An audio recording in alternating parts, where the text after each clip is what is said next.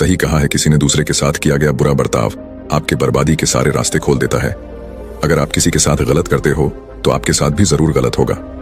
उस वक्त शायद ये बात आपको समझ में ना आए, लेकिन देर से ही सही आपके कर्मों की सजा आपको जरूर मिलती है। आप इससे कभी बच नहीं सकते। जो आपने किया है उसका अंजाम आपको हर हाल में भोगना ही पड़ेगा। अगर आप किसी का दिल दुखाते हो या अगर आप किसी के साथ बुरा करते हो तो देर से ही सही, लेकिन कभी ना कभी आपको आपके कर्मों का फल भोगना पड़ेगा। आइए इस बात को हम एक कहानी की मदद से समझने की कोशिश करते हैं। गौतम बुद्ध हर दिन की तरह उस दिन भी सभा कर रहे थे।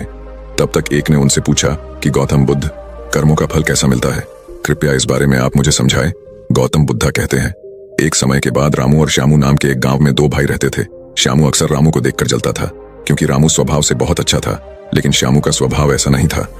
उसके दिल में दूसरों के लिए कोई दया नहीं था। वो हमेशा दूसरों का अनादर करता और उन्हें नुकसान पहुंचाता रहता था। धीरे धीरे काफी वक्त गुजर गया। रामू श्यामू के माता पिता अब इस दुनिया में नहीं रहे। रामू ने खूब अच्छे से उनका अंतिम संस्कार किया और गांव वालों को भोजन के लिए आमंत्रित किया और ब्राह्मणों को दान दक्षिणा देकर उनको विदा दिया। वो हर साल माँ बाप की बरसी के लिए राम हर साल पंडितों को दान देता और भोजन कराता, लेकिन श्याम को यह बात पसंद नहीं। वह उसे अभी भी देखकर जलता। अगले साल रामू ने राजा को बुलाया और राजा के सामने पूरे गांव को खाना खिलाया और दान दिया ताकि उसे माँ बाप स्वर्ग में खुश रह सके। ये सब देखकर राजा श्याम से बोलते हैं, श्यामू, तुम्हारा भाई तुम्हारे माँ बाप के लिए इतना कुछ करता है, तुम ये सब क्यों नहीं करते? क्या तुम्हें समझ नहीं है कि तुम भी अपने माँ बाप के लिए कुछ ऐसा ही करो? श्याम में कुछ नहीं बोला और वहां से चला जाता है। वो इस बात को लेकर गुस्सा होता है कि आज रामू की वजह से उसकी राजा ने बेइज्जती कर दी। वो अपने अपमान का बदला लेने के बारे में सोचता है और अगले दिन एक ढोंग करना शुरू करता है। नगर के सामने जोर जोर से चीखने लगता है, मेरे माँ बाप मेरे सपने में आए थे, वो स्वर्ग में खुश नहीं है। वो चाहते हैं कि कोई उन्हें वहां जाके खाना बना के खिलाए, वो तभी खुश रहेंगे। उन्होंने मुझे सपने में कहा था जो रामू को मेरे पास भेज दो, वो उनकी बहुत सेवा करता है, वो इसके साथ बहुत खुश रहेंगे। राजा कहते हैं, ये तो अच्छी बात है, लेकिन इसके लिए तो रामू को मरना पड़ेगा। रामू को सब समझ आता है, ये सब कहीं ना कहीं उसको फंसाने की चाल है, लेकिन वो कहता है, चलो इसी बहाने मैं जरूर सेवा करके दिखाऊंगा। रामू मरने को तैयार हो जाता है। वो राजा से कहता है, राजा आप अगले दिन नदी किनारे एक नाव का बंदोबस्त कराए। मैं नाव से कूदकर नदी में अपनी जान दे दूंगा और फिर मैं स्वर्ग में जाके माँ बाप की सेवा करूंगा। राजा कहते हैं, ठीक है। अगले दिन ये सारे बंदोबस्त कर दिए जाएंगे।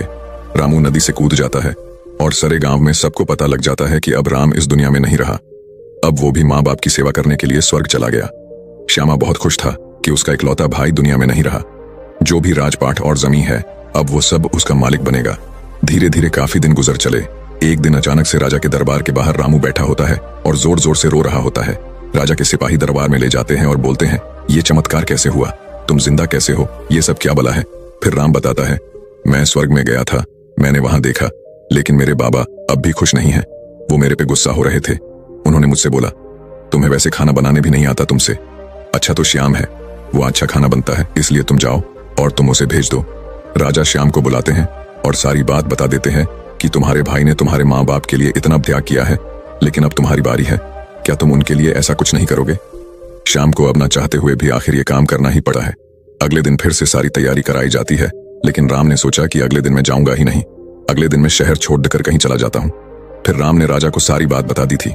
दरअसल वो जिंदा कैसे बचा, उसने पहले ही मछुआरे से अपनी बात कह रही थी कि वो उसकी जान बचाएगा।